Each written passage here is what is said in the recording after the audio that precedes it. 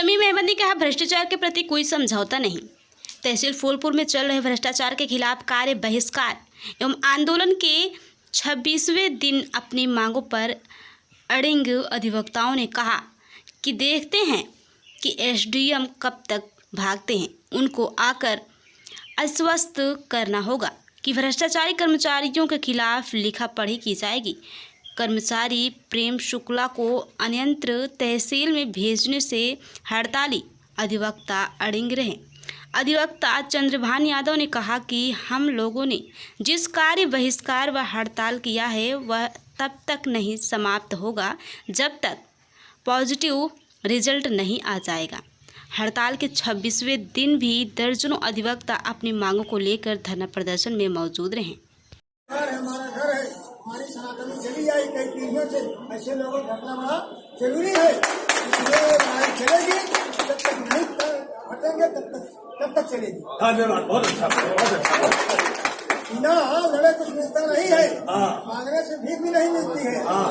इसलिए लड़ाई लड़के विजय प्राप्त करना हमारा असली उद्देश्य है और लड़ाई रहेगी, धरना तब तक रहेगा जब तक फैसला हमारे पक्ष में नहीं होता है। धन्यवाद, धन्यवाद, धन्यवाद। मेरे दोस्तों, हमारे बीच में हमारे उमाकांत जी अवस्थी जी जो अध्यक्ष के प्रत्याशी भी रह चुके हैं, वरिष्ठ अधिवक्ता है, माननीय आदमी है, लड़ाई लड़ने में आगे रहते हैं। मैं चाहूंगा दो शब्द बोले। यहाँ पर उपस्थित सम्मानित अधिवक्तागण, परिवार में अगर मुखिया ऐशो आराम से रहे तो परिवार के सदस्य, क्योंकि मुखिया का काम है जिम्मेदार होना।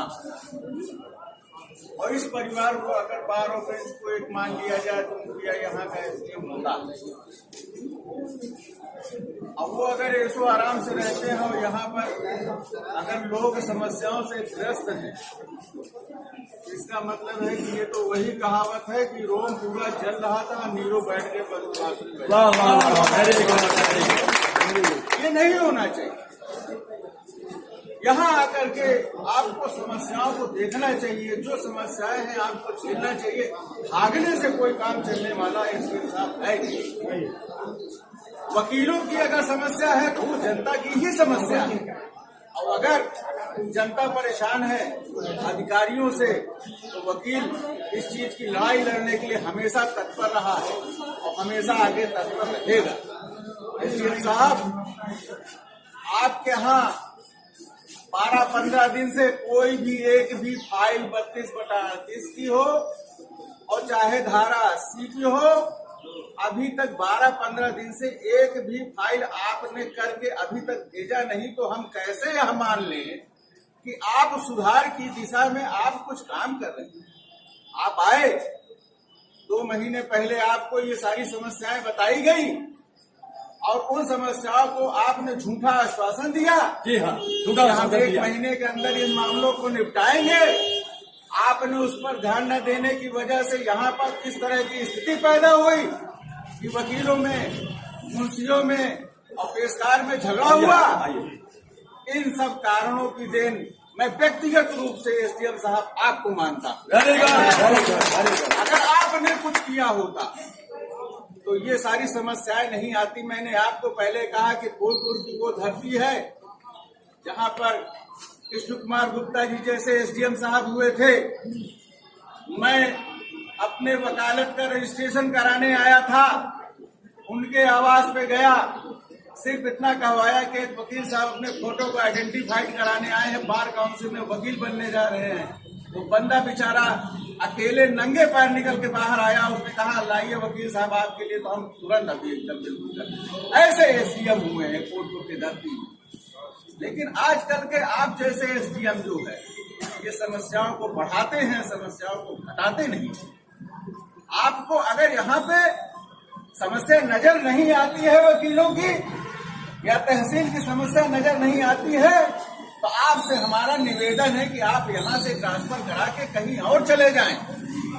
और यहाँ के वकील अब मानने वाले नहीं हैं। अब वो यहाँ पर सुधार करके ही मानेंगे। एक वकील हमारे लिए एक सेना के बराबर होता है।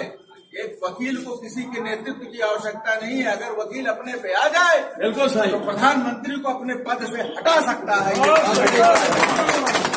भाइयों, कल हमने सुना कि एक महिला वकील के ऊपर पहरिया थाने में 107-16 के तहत कार्रवाई करके तुमने उसका मारल डाउन करने की कोशिश किया है। इस वकील वकालत के कोर्ट को कलंकित करने का प्रयास किया है। वकील कभी शांति भंग नहीं कर सकता है। वकील तो आप जैसे लोगों को ठीक करके शांति बनाने का काम करता है। आपने क्या किया? आपने उसको शांति भंग में चालान कर दिया। आपने सोचा कि वकीले को दबा ले, मामला अपने हिसाब से डील कर लें। लेकिन इस सब चीज के देनदार अगर कोई है तो वो तहसील प्रशासन है। अगर इसकी कड़ाई होती तो 4 थाने अगल बगल के आपके सही होते।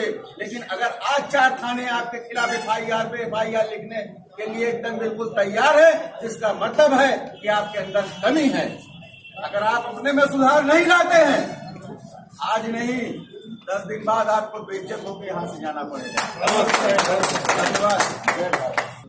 हमारे बीच में हमारे तहसीली का विद्वान अधिवक्ता जैसे बाबू भारद्वाज जी है, वैसे भाई हमारे ये वकील साहब हैं चंद्रिका यादव जी, चंद्रिका यादव जी है।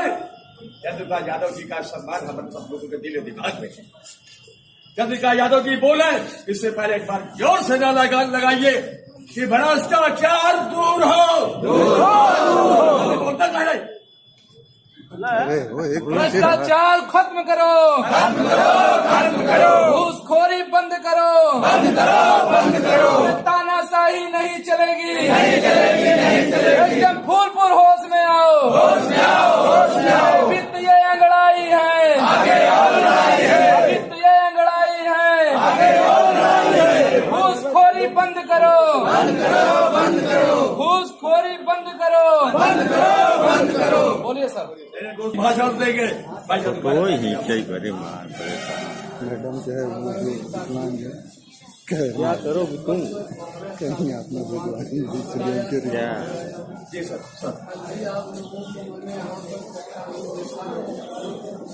मैं जान नहीं पाया कि क्या मामला है। आज भी आया तो